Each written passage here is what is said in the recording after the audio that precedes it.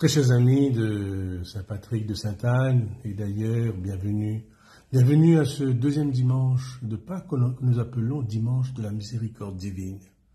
Et c'est le pape Jean-Paul II qui a décrété que ce sera le dimanche de la miséricorde avec sœur Faustine.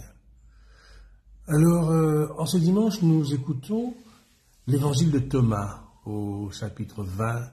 Ce Thomas qui ne croit pas quand on lui a dit, nous avons vu le Seigneur, il a dit, si je ne mets pas le doigt dans son côté, si je ne vois pas les clous qui ont percé ses mains, eh bien, je ne vais pas croire. C'est cette expérience qui nous est racontée. Juste avant, il y a eu cette expérience où Jésus est apparu à ses disciples et il leur a montré ses mains et son côté. Faut-il voir pour croire ou faut-il croire pour voir? Alors nous allons suivre Thomas, cet évangile. Quand Jésus apparaît, il leur montre ses plaies. Il faut voir pour croire.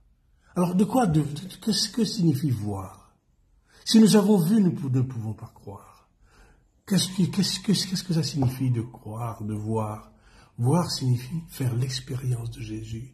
Tant que nous n'avons pas fait l'expérience de Jésus, nous ne pouvons pas croire. C'est là que ça s'appelle voir. Voir, c'est l'expérience. Et justement, pendant la veillée pascale, nous avons eu des catéchumènes qui ont demandé, qui ont été baptisés. Et notamment, tous parlent de cette expérience de la rencontre de Jésus. Et c'est ça qui les fait changer, c'est ça qui fait qu'ils deviennent croyants et qu'ils demandent le baptême. Parce qu'ils n'y pensaient pas. C'est le jour où ça se fait, où cette rencontre se fait, c'est ce jour-là qu'ils vont demander le baptême et qu'ils vont se préparer. Alors, vous savez, la faiblesse de notre Église, c'est que nous sommes baptisés enfants et que beaucoup d'entre nous ne font pas cette expérience.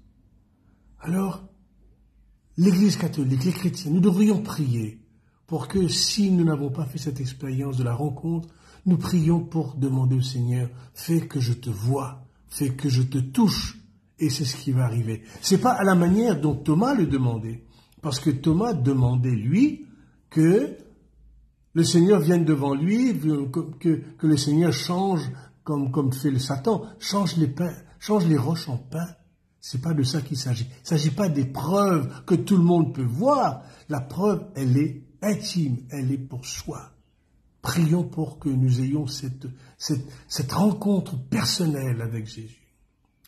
Alors que ces dimanches de la miséricorde nous fassent comprendre qu'il n'y a pas de plus grand bonheur que de croire que ce Jésus est présent dans notre vie, de croire que ce Jésus nous fait passer, comme dit la catéchumène baptisée, qu'elle nous fait passer des ténèbres à la lumière. Alors à vous tous, bon dimanche et bonne semaine.